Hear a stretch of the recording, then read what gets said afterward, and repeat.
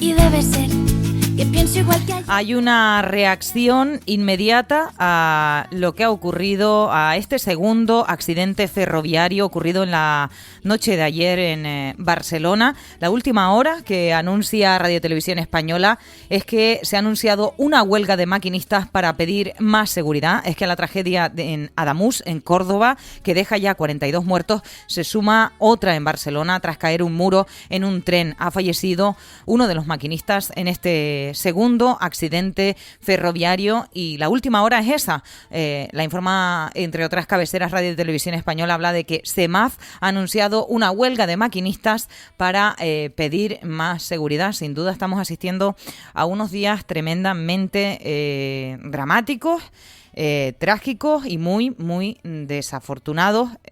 Hoy es una jornada que, en teoría, como decía nuestro compañero Andrés Martínón hace solo unos minutos, tendría que ser hasta un cierto punto pues festiva o alegre u optimista, en el sentido en que hoy arranca la Feria Internacional de Turismo Fitur 2026, pero arranca sin duda marcada por esta situación que está viviendo y que ha conmocionado a todo el país. Continuamos en las voces de la mañana de Lancelot Radio.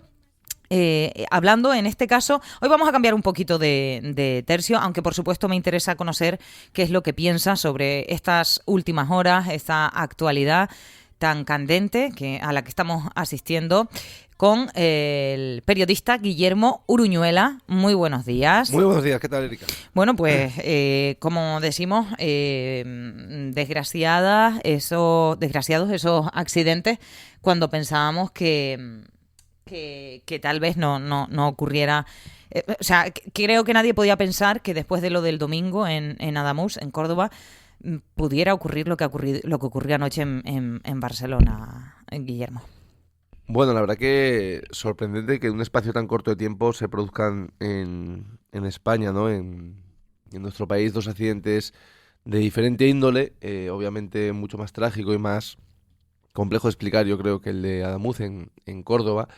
Y la verdad que llama la atención que, repito, no solo que se produzcan estos accidentes en un país del primer mundo, en un país desarrollado, sino que en un espacio tan corto de tiempo se registren dos tragedias, ¿no? Repito, de diferente índole. Creo que el accidente cordobés es, bueno, obviamente por las víctimas mortales. Creo que la cifra está en 42, si no me equivoco. Además de 120 o 120 y pico heridos, algunos de consideración grave. Y la verdad que es llamativo, ¿no? Eso, bueno, creo que nos tiene que hacer reflexionar Eso en Ademús, en el último accidente en Barcelona, ¿no? un fallecido, 37 heridos, 5 de ellos de gravedad. Sí, estamos hablando de cifras muy altas. Sí, la verdad que es sorprendente, ¿no? De hecho, yo escuchaba sobre el accidente de Barcelona, no he podido escuchar ninguna reacción. Sí, sobre el de Ademús y bueno, el propio ministro, ¿no? Rodeado de todas las personas influyentes en el transporte ferroviario, no le he encontrado una explicación, ¿no? Técnica ni lógica, ¿no? Se está investigando cuál ha sido el motivo, y entiendo que también de Barcelona, de estos accidentes, pero bueno, la verdad que llama la atención porque incluso durante mucho tiempo el ministro Óscar Puentes recalcó que el tren en España estaba, como ministro de Movilidad y Transportes, estaba viviendo su mejor momento, y lejos de casarse esas afirmaciones con la realidad, parece que ha ocurrido todo lo contrario, porque bueno, es, yo creo, inadmisible que, repito, que en nuestro país se produzcan accidentes mortales, además, de estas características, porque no estamos hablando de un país subdesarrollado. Entiendo que este tipo de sucesos, pues en países como la India, en países que no tengan las infraestructuras ni el potencial económico de España, puedan llegar a ocurrir, pero en España la verdad que es llamativo. Y yo, a mi corta edad, no recuerdo grandes, en la última década, en los últimos 15 años, no recuerdo yo grandes. En 2003 en Santiago. Pero bueno, ahí se reformularon las... En fin, veremos qué es lo que pasa. La última hora es esa. El sindicato de maquinistas SEMAF ha anunciado que va a convocar una huelga general para denunciar el deterioro de la seguridad en los trenes. Aún es pronto para hablar de muchas cosas, pero está claro que las reacciones ahora ya sí que se van sucediendo de otra manera. No en clave política, sino ya en clave, en este caso, sindical. También las familiares de víctimas pues están ahí con todo su dolor. Entonces veremos qué es lo que va pasando. Aunque resulte difícil, Guillermo, te voy a hablar de otro asunto porque te llamábamos por otra cosa y a mí me han dicho, desde mi ignorancia, te lo digo, tú me lo vas a tener que explicar y también a nuestra audiencia, por si acaso sean como yo y no estén muy puestos al día, pero me han dicho que ayer hubo un partido que fue especial de alguna manera entre el Puerto del Carmen y la Unión Deportiva Lanzarote por una figura en concreto, la de Ayose Pérez. A ver, cuéntame un poco. A ver, por partes. En primer lugar, porque había mucha gente, ¿no?, que se preguntaba, oye, ¿cómo es posible que el Puerto del Carmen de Primera Regional se enfrente a la Unión Deportiva Lanzarote de Tercera División? Muchos igual entendían que podía ser un partido amistoso, pero no, era la Copa José Antonio Ruiz Caballero, que se lleva celebrando ya unos años en el archipiélago, que tiene una fase, para entendernos, preliminar, ¿no?, donde se juega entre los equipos de la isla, desde los de menos nivel, de los que están en Primera Regional, hasta los equipos de Tercera División, ¿no?, incluidos los de la Interinsular Preferente. Ayer se disputaron las dos semifinales a las que llegaron la Unión Deportiva Lanzarote y el Puerto del Carmen, y en el otro enfrentamiento, el Unión Suriaiza, también de Tercera División, que se midió al Club Deportivo Tite de Primera Regional, ¿no? Eran dos enfrentamientos en lo estrictamente deportivo muy desbalanceados, muy, bueno, sobre el papel muy favoritos los equipos de Tercera División, por motivos obvios, por ritmo de entrenamiento, por capacidad de plantilla, por calidad técnica.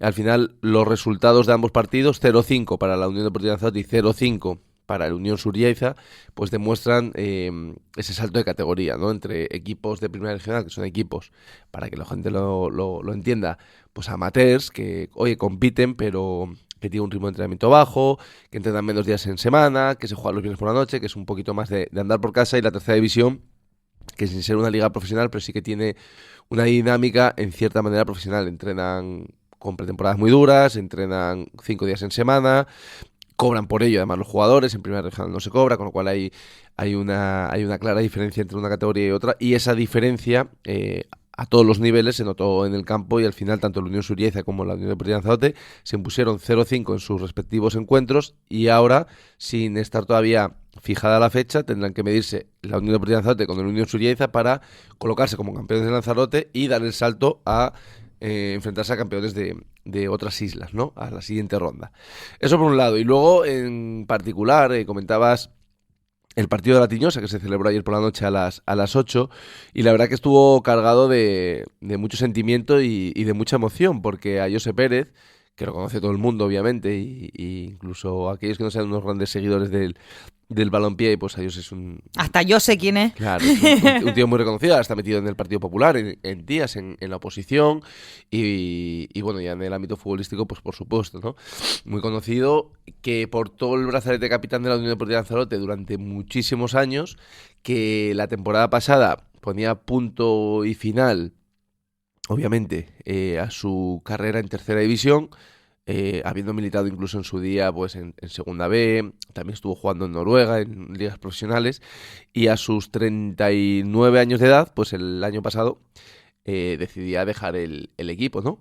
Pero no dejar el fútbol, porque normalmente muchos jugadores es, vamos a decir, un cauce en cierta manera natural cuando, bueno, consideran que por obligaciones familiares, bueno, simplemente por una capacidad física, porque al final estamos hablando, y además puedo hablarlo en primera persona porque como lo experimenté, sé de lo que hablo. Cuando uno tiene 37, 38, 39 años y estás compitiendo en Tercera División con muchos críos que tienen 20 años, son 2 décadas de diferencia física, y cada vez cuesta un poquito más, ¿no? Como le ocurre a todos, incluso en la élite del fútbol internacional, pues vemos como, bueno, todo pasa y llega un momento en el que hay que poner el punto final. Pues a ellos se ponía ese punto y final el curso pasado, se enrolaba este año en el proyecto del Puerto del Carmen, no solo como jugador del primer equipo, donde la exigencia, repito, iba a ser menor, donde podía pues bueno, atender sus obligaciones familiares, laborales, donde te puedes permitir, oye, puedo faltar un día a entrenar o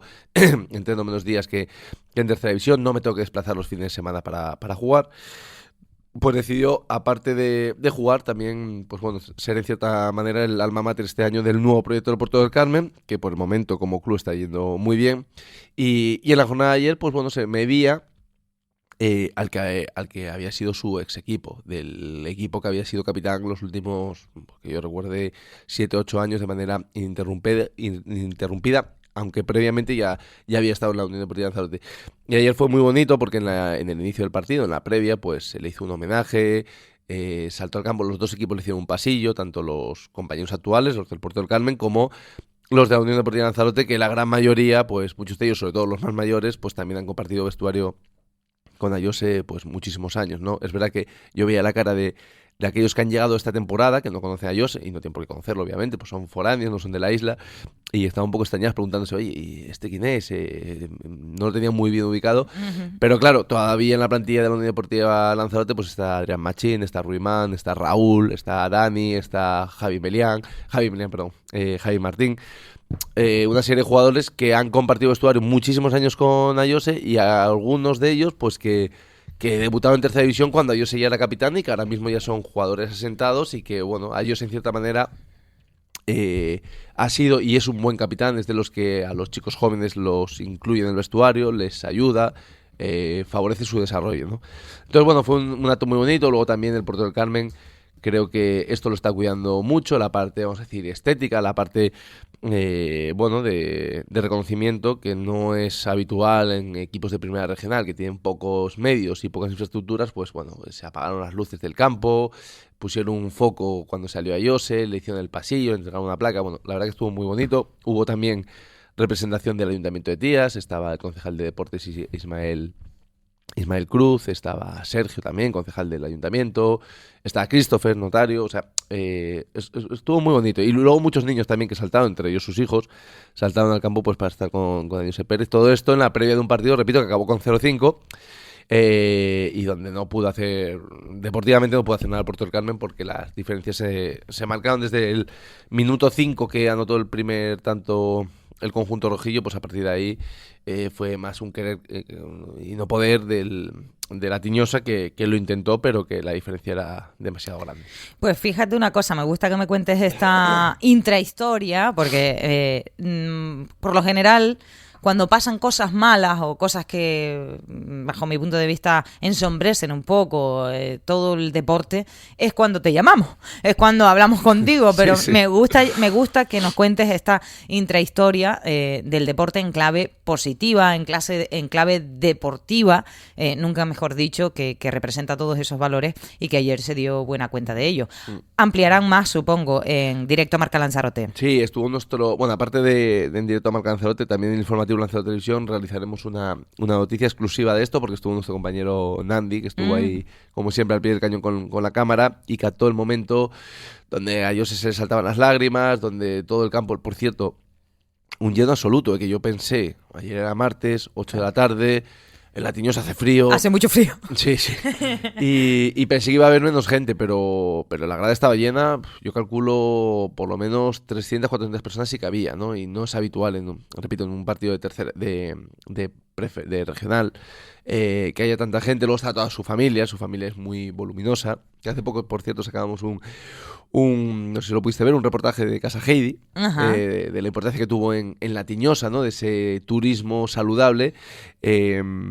Y José Juan Cruz, Pepe Juan, el alcalde de Tías, hablaba también de la importancia que tuvo para el municipio y también para el desarrollo de algunas familias que han estado vinculadas muchísimos años a Casa Heidi. Pues la familia de Ayose Pérez, yo diría que al completo, porque creo que su padre trabajó, su madre, sus hermanos.